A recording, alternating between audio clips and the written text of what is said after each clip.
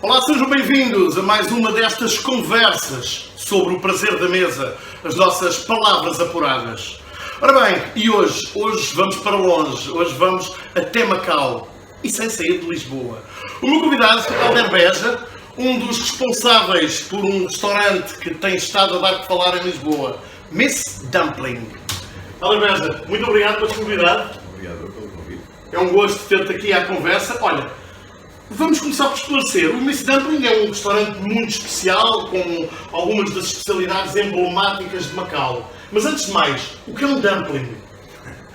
Sim, então, começar por dizer que o restaurante abriu há um mês, celebramos um mês há poucos dias. No momento em que estamos a gravar, abriu há um mês. Estamos a gravar, sim, portanto o restaurante abriu no começo de maio e Exatamente. Estamos agora no fim de maio. E um dumpling é um bolinho recheado, como nós costumamos dizer, e que é transversal a muitas culturas. Não é? Temos os ravioli na Itália, temos os momo na Índia, há também dumplings na Rússia, por exemplo, no Japão aquilo que chamamos de gyozas, não é? E na China os jiaozi, que são dumplings. Jiaozi, esta a pronúncia em mandarim. Basicamente, então, temos farinha de trigo por fora e por dentro o recheio que nós quisermos. E aqui na Miss Dumpling, neste restaurante que abrimos aqui na Travessa dos Mastros, temos pelo menos 12 combinações diferentes de recheio. Ok, vamos então abordar algumas. Temos variantes de carne de porco, de opções vegetarianas, de camarão. Fala-nos um bocadinho da carta. Sim, então, basicamente, tudo isto começa a desenvolver-se porque há 2 anos e meio, durante a pandemia, eu e a minha namorada, tivemos esta ideia de lançar um pequeno negócio de dumplings porque era difícil comer bons dumplings em Lisboa, nós achávamos. E então começámos a fazer entregas ao domicílio dos dumplings que eram preparados por ela e por 2 cozinheiros amigos dela, os cozinheiros chineses também viviam em Portugal. E nessa altura os sabores eram menos, portanto fazíamos 2 ou 3 combinações de camarão, perdão, de porco, não havia dumplings de camarão, era isso que eu queria dizer. Fazíamos 2 ou 3 combinações de carne de porco com diferentes vegetais e tínhamos uma ou outra opção vegetariana.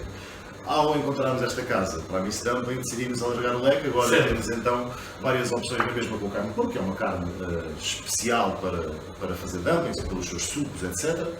Mas depois também temos borrego, também temos frango, também temos o camarão com porco, que é muito famoso na China, não é? Esta combinação de camarão e porco, que a nós pode nos parecer um pouco estranha, e depois com os coentros também.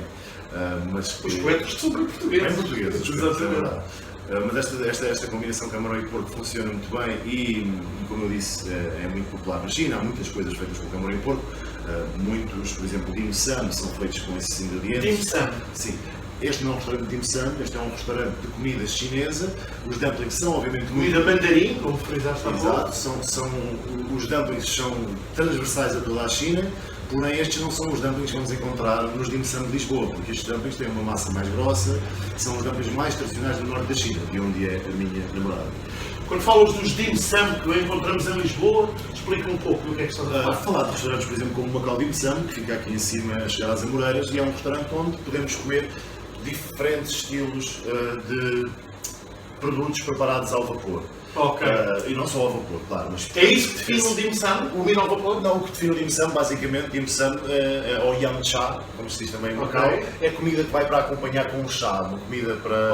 É quase para picar. Aquilo que seria o que nós diríamos para picar, era o que seria quase... O equivalente às nossas tapas? Quase, uma coisa assim, exatamente. Muito bem. E muito feitas ao vapor, ou servidas em pequenas quantidades, pequenos cestinhos, também tem essa parte um bocadinho delicada. Sim, quase isso. Petiscos. Há uma oferta, uma sugestão que me encheu de curiosidade. Rei cogumelo e verde e amarelo com tofu desidratado. Desmonta lá isto. Ok, então, primeiro é preciso dizer que eu é que vou dizer os pratos todos. Obviamente, como tu sabes bastante bem, a minha área nunca foi a restauração. Não iremos.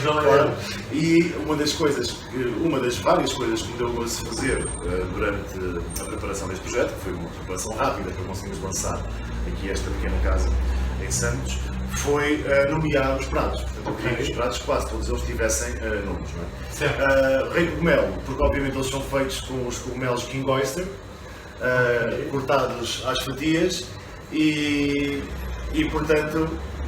Posso? Olá, tudo bem, Rico? Sim, tranquilo. Já acabaste. Sim, estou aqui numa entrevista. Está bem. Ok, não faz mal. Prossigamos. Dizia Não vamos cortar. ok, pronto. Eu pensava que sim.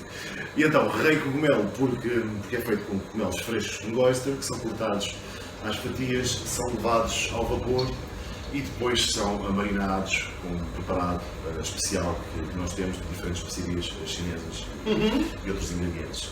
Daí o verde e amarelo. Não, isto é o King Oyster. Ok. Verde e amarelo é outro prato, obviamente também é uma homenagem aos nossos irmãos brasileiros. Ok.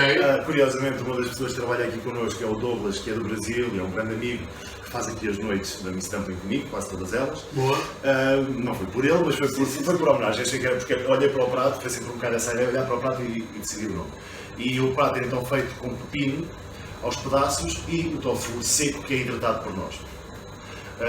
E então verde e amarelo vem daí e achei que era uma bonita homenagem. E é uma homenagem, exatamente. Olha, nas sobremesas encontrei uma panna cotta de chá preto. Sim. E encontrei um bolo feio. Exatamente, mais um batismo. Exatamente. É um bolo especial também, um bolo que é relativamente tradicional também da China, mais do norte. É um bolo que é quase como um pão de ló, portanto é mesmo um bolo, e que depois pelo meio tem pedaços de pasta de feijão preto, que é um dos ingredientes de excelência das sobremesas chinesas. No sul usa-se muito para fazer bolachas e bolos mais secos. Pasta de feijão preto. Pasta de feijão preto, é muito típica de muitas sobremesas. Aliás, nos dim sum que falávamos, é possível pedir aqueles pãezinhos recheados dos baus e lá dentro podem ter apenas pasta de feijão preto. E assim é uma das sobremesas. Há outros que é com o ovo. Nós aqui não fazemos isso. O que temos então é este bolo que é cortado à fatia. Essa fatia. Estamos a falar de uma sobremesa doce. Sobremesa doce. Quando se olha para ele, parece um bolo mármore, no aspecto, só que não é chocolate, lá está, é pasta de feijão preto. E é mais fofo. E é servido em 2 triângulos, uma fatia cortada em 2 e depois com uma bola de gelado de lima para cortar um bocado também doce. É muito bom. E não é assim tão feio. Para acompanhar tudo isto, tu tens feito questão de frisar em outras conversas que tens dado acerca do restaurante, vinhos monocastra. Explica um pouco do que é que estamos a falar para quem não saiba e porquê essa intenção. Muito bem, essa foi outra das coisas que me deu muito gosto de preparar. Sempre, desde que ganhei alguma maturidade para apreciar essas coisas, sempre gostei muito de vinho. Em Macau, onde vivi durante muitos anos, bebia bastante vinho português e comprava. Incrivelmente, às vezes é mais fácil comprar alguns vinhos portugueses e ter acesso a eles em Macau do que aqui, porque os importadores estão muito visíveis, é muito fácil chegar a eles e ter vinhos de qualidade, bem preservados e a preços muito simpáticos, porque em Macau o vinho não paga imposto. Portanto, eles chegam lá praticamente ao mesmo preço. Mas chega ali comida, certo? Portanto, vem daí um bocado essa minha paixão mais desenvolvida pelo vinho. Quando decidimos abrir o restaurante, pensei logo, não conheço nenhum espaço deste género dedicado à comida asiática e depois tenho uma carta de vinhos a sério. Disse, vamos ter uma carta de vinhos a sério, vamos ter uma carta de vinhos que seja diferencial em alguma coisa. E então, podia ter sido outra diferenciação qualquer, podia ter ido, por exemplo, para o Ribatejo apenas, que é numa região, e também não há nenhum, se eu conheço em Lisboa, que só tenho vinhos ribatejanos, e há vinhos ribatejanos muito bons, coisa que não acontecia muito há umas décadas, porque eram mais conhecidos pelos vinhos da adega e meus gelados, e hoje há vinhos ribatejanos realmente muito bons, vinhos do Tejo, mas... Tocam nos próprios vinhos da região de Lisboa. Exatamente, que vendemos aqui alguns, por exemplo. Exatamente. E então, a minha ideia foi, ok, pensei nos lugares em que vou e tudo mais, o que é que eu gostaria de encontrar para mim. Gostava de encontrar um sítio que só me desse monocastas. Monocastas, vinhos feitos apenas de um tipo de uva, de um tipo de casta de uva, e depois não cingir-se a regiões e passear um pouco pelo país. Por exemplo, olhando aqui para trás, estamos a servir um vinho da região de Lisboa, que é aquele Touriga Nacional Tinto Astronauta, que é feito aqui na região de Lisboa. Ao lado dele está o irmão, que é um Sauvignon Blanc, também astronauta, que é feito no Alentejo. E ao lado dele está um Quinta das Camélias, em cruzado, uma casta branco, que é feito no Dão. E estes são apenas 3 exemplos, depois temos muitos outros. Estes são vinhos que eu vou escolhendo, por exemplo, destes servimos a copo e temos mais número de garrafas. Depois, quando olhamos ali para a tábua, que não se vê na imagem, mas que tu podes ver, temos garrafas únicas. Daquelas garrafas só há uma. Portanto, pedes aquela garrafa, eu risco na tábua, vou comprar outra. Se o feedback do cliente for bom, se disser que é um bom vinho, se disser, é engraçado, mas não achei nada especial, se calhar mudo para outra referência. É quase uma experiência para colecionadores. Exato. Neste caso, de e para mim também é divertido fazê-lo.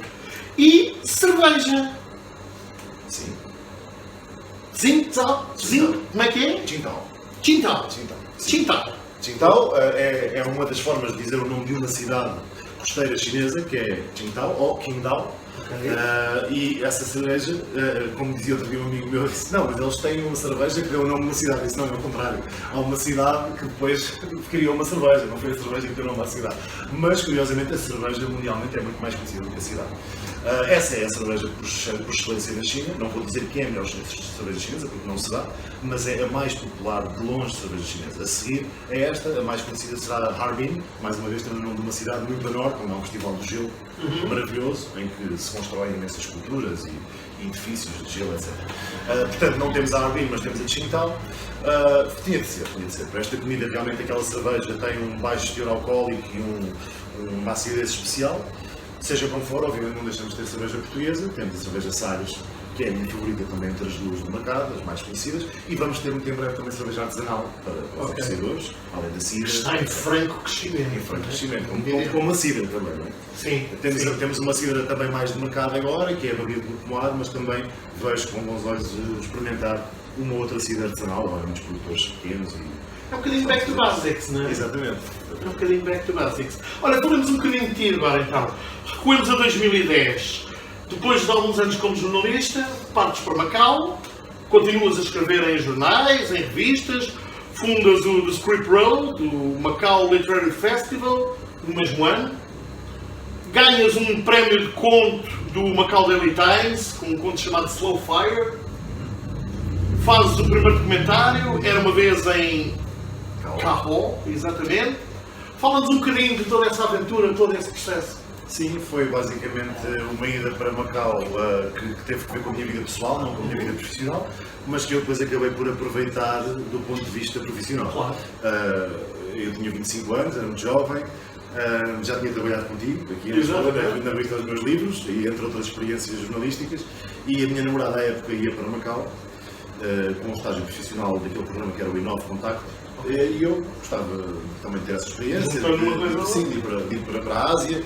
Procurei trabalho, encontrei trabalho no Jornal Ponto Final, onde trabalhei depois durante bastante tempo. Permitido continuar no jornalismo? Sim, exatamente. Em língua portuguesa? Em língua portuguesa. Exatamente. Depois também fui editor-chefe de uma revista em língua inglesa e chinesa, uma revista de arte e lifestyle mensal, e pelo meio, eu e o proprietário desse jornal, o Ricardo Pinto, tivemos esta ideia de fazer um festival literário, porque os festivais literários estavam a crescer em Portugal, eu tinha assistido a alguns, por exemplo, tinha ido 2 vezes às Correntes, que são a mãe de todos, que eu costumo dizer. E tudo isso me tinha levado a pensar que podia ser uma coisa interessante de fazer e de levar para Macau.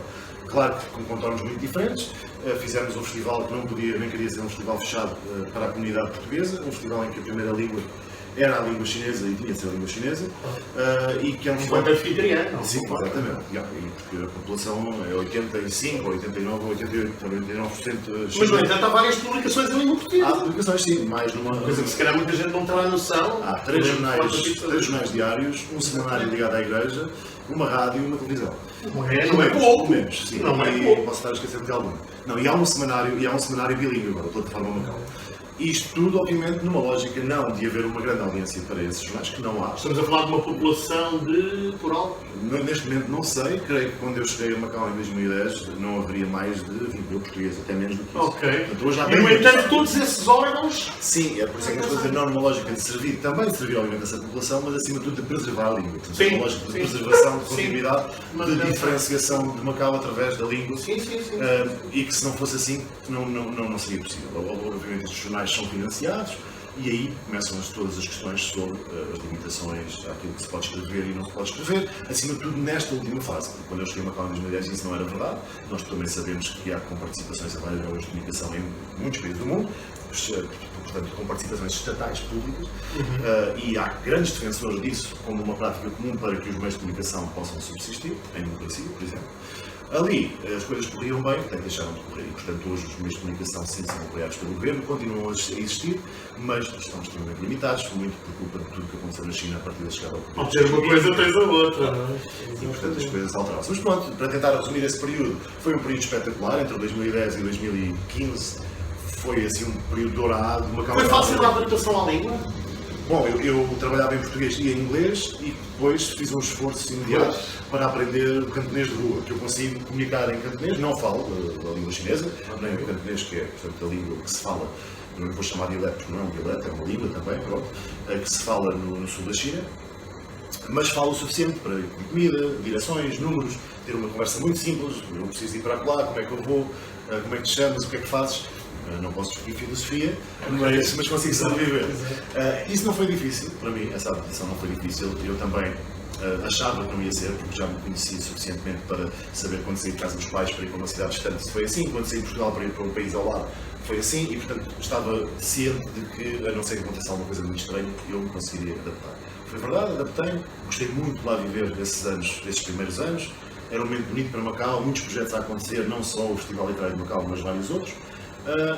E depois, pronto, como todas as coisas boas, tenho um filho e começou a ficar mais cinzento e quando eu percebi que ia chover, eu vim embora. Exatamente. Já tinhas algum contacto com a gastronomia local? Ou foi em branco? Antes de ir para lá? Sim. Sim, já tinha comido aqui coisas, mas vou ser honesto, não tinha qualquer noção do que era a comida chinesa, Claro, que era claro, um dim sum, claro. porque era muito jovem, tinha vindo do Ribatejo, fui do Ribatejo para a Universidade do Minho para Lisboa, eu vivia em Lisboa há menos de 3 anos, creio eu, quando saí daqui. E portanto não tinha grande noção. E essa foi uma das belíssimas E surpresas. a Lisboa de 2012 não era a Lisboa de 2012. Claro, não tinha estas ofertas todas. Para quem esteja distraído é preciso salientar isso. Olha, uma outra coisa que me ocorre perguntar-te é, tendo tu toda essa experiência com o jornalismo em diversas facetas, nunca escreveste sobre gastronomia? Não, curiosamente, quer dizer, já deve ter escrito 1 ou 2 artigos e publicado nesta revista, por exemplo, de Lifestyle e Arte e Lifestyle que dirigia em Macau, tenho quase certeza, mas já Mas de uma forma continuada? Nunca de uma forma continuada, Ok. sendo que ao regressar a Portugal e ao começar também a interessar cada vez mais por comer e beber, que acho que é uma coisa que acontece a muita gente consoante os anos vão avançando, Exatamente. esse bichinho começou a aparecer. E escrevi umas coisas sobre alguns restaurantes e alguns produtores alentejanos. Ok. Publiquei numa revista alentejana, curiosamente, que deu muito gosto de escrever também para essa publicação. E depois estava assim um bocado embalado, ainda não sabia muito bem o que ia acontecer a seguir, e depois comecei a escrever mais para cinema e televisão e isso abrandou.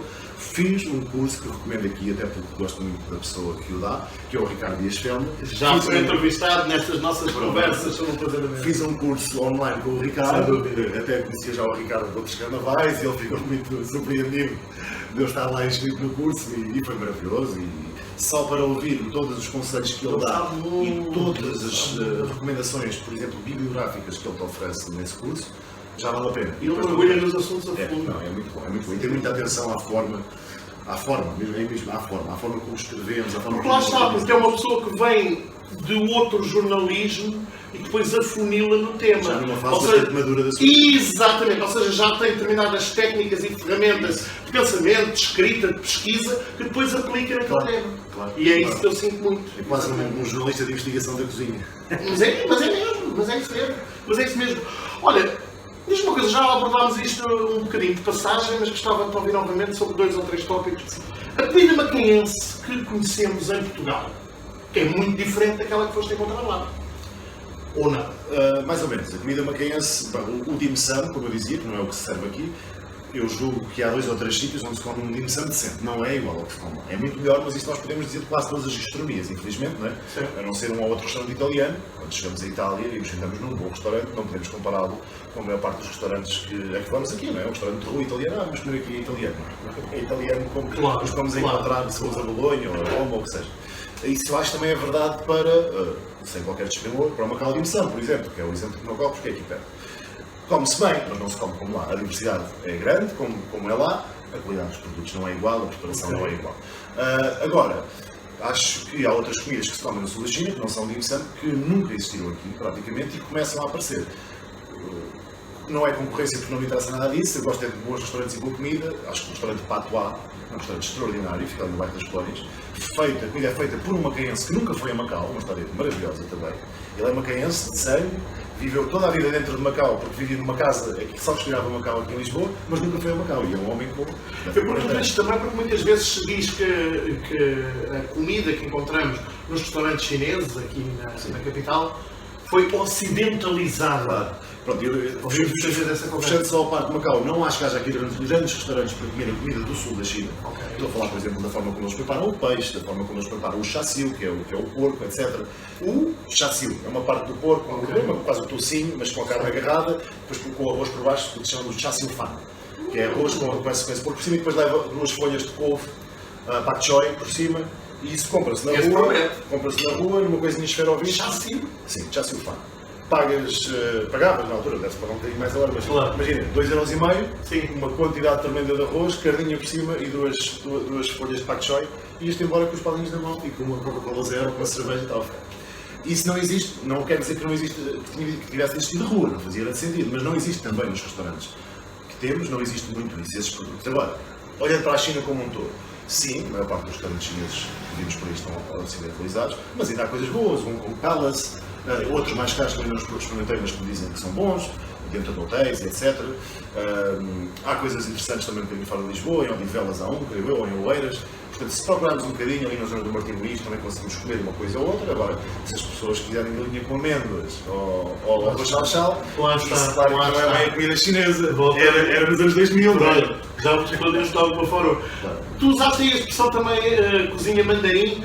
Às vezes a dizer, há uma cozinha mandarim, uma cozinha cantonesa, é isso? Estou a dizer bem? Sim, a cozinha cantonesa há claramente. Cozinha mandarim, quer dizer, agora dentro depois daquilo que é a China do Norte, se quisermos chamar-lhe assim, há muitas cozinhas, não é? Então é difícil dizer que há uma Lembro-me de ir cozinha. aqui há pouco tempo a um restaurante cantonês e comer, por exemplo, uns bolos de nabo absolutamente deliciosos. Claro, isso é Epá, nunca tinha Isso é um visto, dia isto é maravilhoso. extraordinário, pronto. E dizem-me, pois, mas é que este restaurante é cantonês, isto é que eu nunca tinha Exatamente. provado. Exatamente. Eu fiquei absolutamente Para eles maravilhado. também nunca conseguiram servir um pato à Pequim em condições porque não servem no sul da China. Comem pato, mas não daquela forma. Aí só conseguirias em Pequim ou noutros sítios à volta. Portanto, há muitas cozinhas. A cozinha de Hangzhou, por exemplo, fica perto de Xangai, é uma cozinha extraordinária, muito de tacho, de caçarola.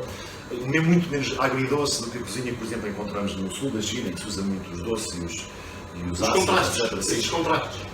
Portanto, há cozinhas muito distintas na China. A cozinha de Sichuan, em que o picante é uma coisa exclusiva, não sabemos o que é isso aqui. Há o The Whole House na Expo, no Parque das Nações. Pode-se comer lá uma outra coisa mais típica de Sichuan, mas um hot pot a sério. Há um nas Olaias, não sei o nome, não posso dizer, já fui lá levado por amigos chineses. É espetacular. É do único sítio que eu conheço em Lisboa onde comes um picante que sais de lá e não sentes as bochechas. É muito espetacular. O Ricardo, só um pequeno parênteses, fez um curso só sobre picante. Picantes, malaguetes. Exatamente. Meu Deus.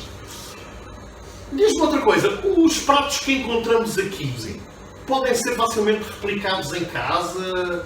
Ou estamos a falar de ingredientes difíceis de encontrar, técnicas elaboradíssimas? Não, as receitas são relativamente simples. Ok.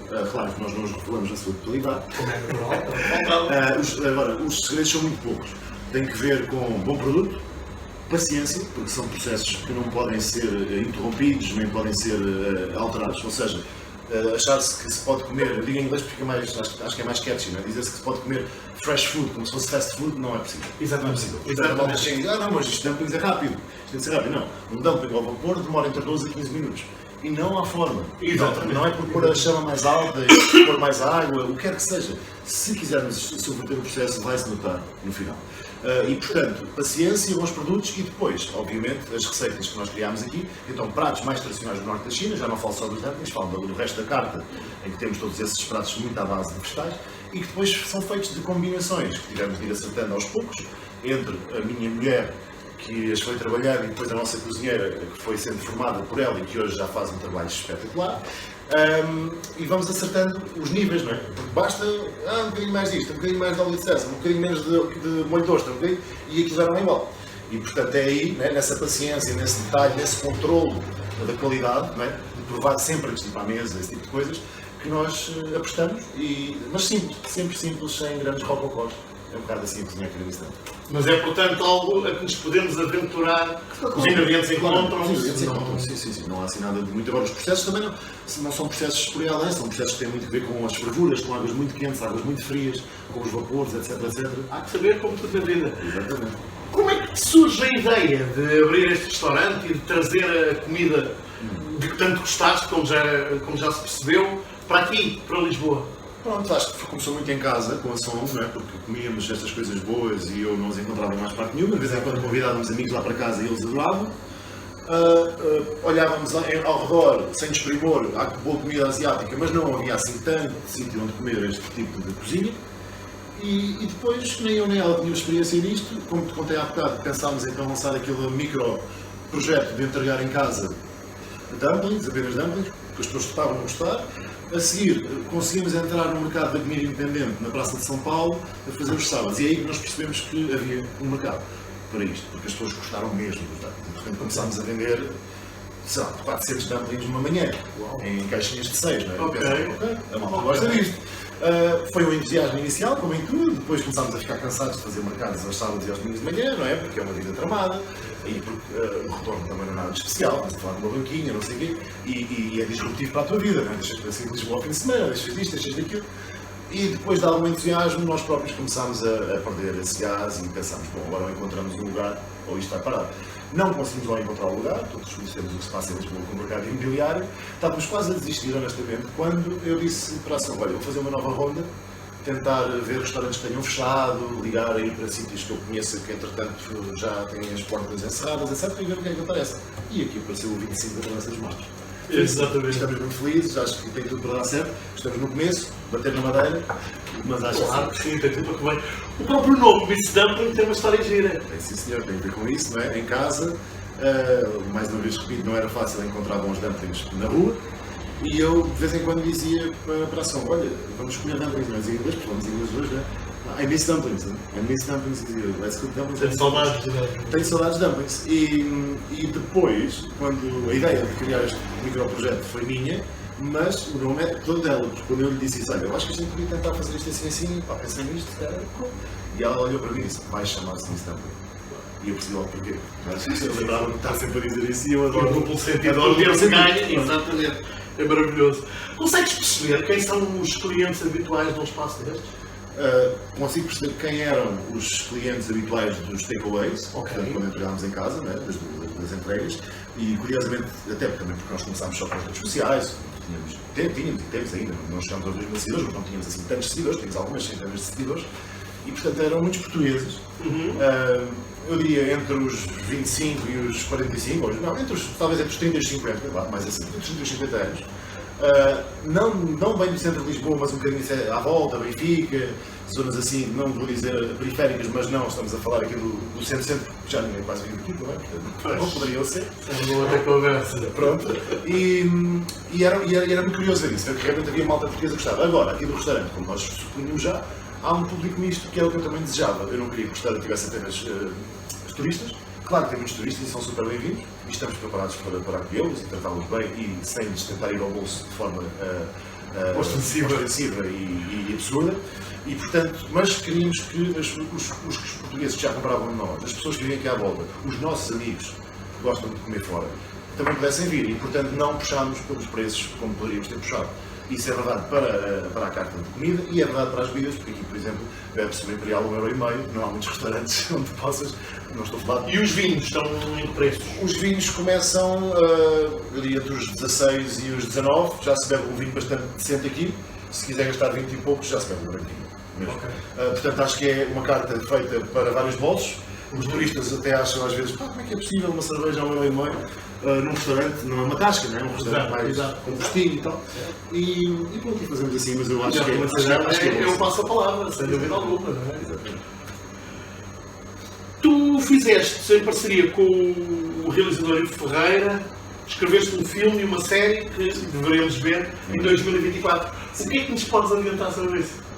Há alguma coisa, sim. A série está a ser rodada agora, chama-se O Americano, e é uma série que conta a história conhecida dos anos 80 dos Irmãos Capar.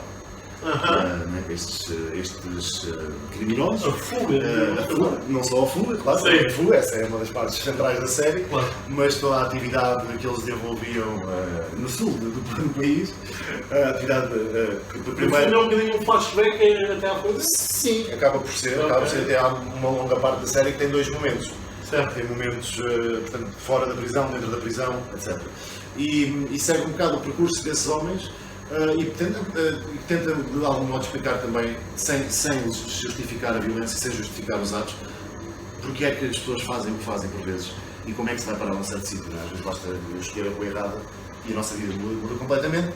Muito mais quando estamos a caminho, só para dar um exemplo, estamos de autocarro, somos crianças, estamos a caminho de França para ir ter com o nosso pai e a nossa mãe morre atropelada quando paramos numa estação de serviço ou para descansar, etc. E foi o que aconteceu a um destes cavalos. Ele morreu abalado por um autocarro quando estava no caminho de França. E a vida dele mudou. Não é uma justificação Claro, mas claro. um pouco, mas explica muita coisa. Ajuda a compreender. Então foi interessante tentar entrar na cabeça dessas personagens e que já quisemos fazer aliás, como o Ivo também já vinha fazendo, com a série Sul e outros projetos, não é propriamente a típica série da Netflix. É um produto um bocadinho diferente, é um material um bocado diferente. O filme chama-se Projeto Global, é um dos grandes projetos de cinema português dos últimos muitos anos. Conta a dificílima e complexa e incendiária história das RP25.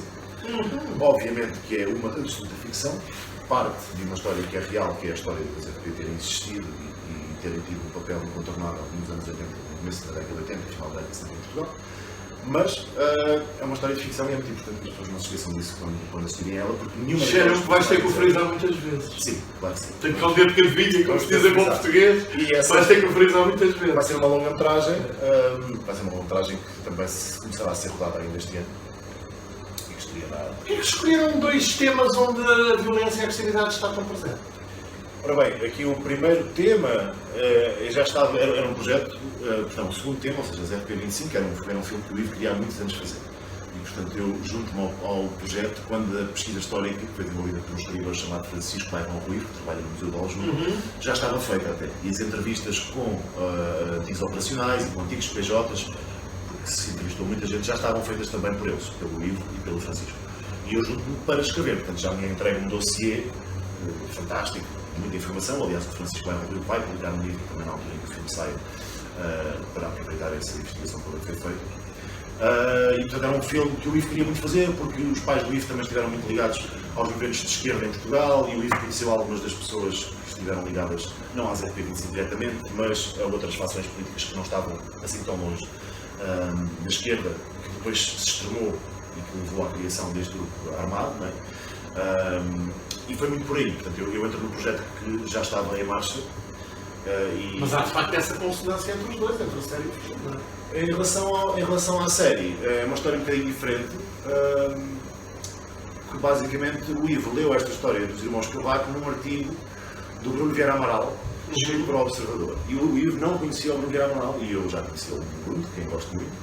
E ele disse, pá, eu gostava muito de conhecer este escritor, o Bruno e tal, tens o contacto dele, e pô-los em contacto, eu estava em Macau ainda na altura, eles encontraram-se, começaram a trabalhar no projeto, desenvolveram parte do projeto, o projeto recebeu apoio para escrita e desenvolvimento do ICA, e depois, por circunstâncias da vida, por ritmos diferentes, etc., perceberam que era preciso mais alguém para escrever. Havia ali alguns episódios escritos, e era preciso escrever muitos outros, faltavam, porque são uma série de 8 episódios. E, portanto, eu saltei para o projeto e acabei por escrever os que faltavam com o Ivo, já não com o Bruno nesse caso, e por retocar os anteriores e por trabalhar em cima de tudo aquilo, um trabalho conjunto a várias mãos. E foi assim. Agora estamos já a preparar novos projetos, esse aí já aguardamos estes, por agora aguardamos estes. Olha, tu tens formação em antropologia. Sim. O que é que nos diz a gastronomia de Macau sobre o seu povo? Tenho uma formação recente em antropologia, sim. Estou a acabar o mestrado em antropologia na Universidade Nova de Lisboa.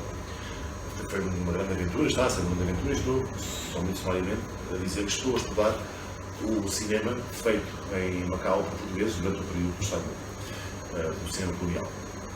E aquilo que o cinema diz do que era o Estado Novo e do que era a presença portuguesa e do que era Macau. E a paparoca? Em relação à paparoca, eu acho que diz algumas coisas, nunca tinha pensado nisso, acho que é uma excelente pergunta, e assim de chofre posso dizer-te que diz... O que é que ocorre? Diz que a família é muito importante, diz que a comunidade é muito importante e que há essa coisa estranha e esse paradoxo quando se caminha, por exemplo, pelas ruas de Macau, em que uma pessoa se sente incrivelmente anónima e em que provavelmente não conhece nenhum dos seus vizinhos, mas depois há um grande sentido comunitário que começa na família e alastra um bocadinho para os outros. E esse sentido comunitário, acima de tudo familiar, mas também comunitário, porque há muitas associações, organizações, etc., não tanto se calhar de bairro ou de vizinhança, celebra-se muito e manifesta-se muito na comida. Estar à mesa é uma coisa extraordinária, também no sul da China, muito diferente do que é, obviamente, em Portugal. Há rituais diferentes, a mesa é redonda, os pratos giram, tudo se partilha. É impossível ir a um restaurante e pedir uma coisa só para mim, quer dizer, a não ser que seja sozinho. Exato. É a coisa mais estranha do mundo é duas pessoas sentarem a uma mesa e comerem cada um ao seu prato. Isso não acontece. E nós Já diz alguma coisa. propomos muito isso aqui, quer dizer, nós facilitamos isso e dizemos, não, peçam dumplings disto e daquilo e peçam os pratos, todos os pratos peçam 2 ou 3 para picar e vão partilhando e vão provando, não fiquem fechados nos vossos dumplings de camarão e não provem ali os dumplings de borrego. Portanto, acho que a cozinha desde logo diz isso. E também fala um bocadinho da simplicidade daquelas gentes, porque, obviamente, com exceções, conseguimos encontrar ingredientes caros e coisas caras, mas os dumplings, por exemplo, no dim sum, são pratos, são receitas feitas de produtos relativamente económicos. Nós estamos a falar de farinha de trigo, estamos a falar de vegetais frescos, estamos a falar de uma carninha, não estamos a falar propriamente de produtos que são de difícil acesso, de produtos que são caros e de uma cozinha extremamente refinada. Portanto, também fala um bocadinho da humildade e do cariz, de caráter trabalhador daquela gente do sul da China, porque o sul da China é muito conhecido por isso, principalmente o sul e extremamente, primeiro era um celeiro e hoje é um restaurante industrializado. Muitas fábricas e tudo mais, e esta comida continua a ser a comida que as pessoas levam na sua lancheira. Do dia a dia. Sim, com o banco e compram e agarram no arroz e no tal chassi ou nos dumplings e comem igual. Muito bem. Olha, estamos a gravar esta conversa da parte da tarde. O que é que me aconselharias para jantar? Para jantar, claramente tinhas de comer os nossos jiaozi, os nossos dumplings. Eu, para quem come carne, digo sempre que os dumplings de carne têm coisas que os outros não têm, por causa daqueles sucos que depois jogam muito bem com os vegetais e com a massa. Eu gosto especialmente dos de borrego e coentros, acho que é uma novidade extraordinária do menu, mas depois também, claro, os clássicos de couve e porco, ou aipo e porco, são sempre muito bons, e os de camarão. Os de camarão são qualquer coisa, camarão e coentros. Depois, para picar, os meus favoritos são a cama de berinjela, que adoro, é uma berinjela também que vai ao vapor primeiro e depois é muito bem temperada, e além da cama de berinjela vou propor aqui uma coisa diferente. Os rebentos de sabor, mais um nome não muito original da minha autoria, que são rebentos de soja, muito bem temperados e que depois, querendo ou não, dependendo se a pessoa come carne, não podem levar uma camarinha de carne picada por cima. Já ficavas bem. Fiquei com aquele porco com arroz e couve debaixo de olho. Então ainda vamos trazer esse prato para aqui. Não é bem a nossa gastronomia, mas pode ser Fiquei com ela debaixo de olho. Como nos despedimos segundo os costumes locais? Olha a expressão. É curioso, porque não há, quer dizer... Não há uma expressão? Não há, quer dizer, por exemplo, em Macau, o que se diz sempre é o olá, né? Neho. Neho? Isso é o olá. E o adeus é assim, está bem. Não há uma expressão, ninguém diz, não se diz, agora pode estar a não dizer, não, este gajo é um idiota, porque há uma expressão que eu me lembro, não há realmente uma expressão para o olá.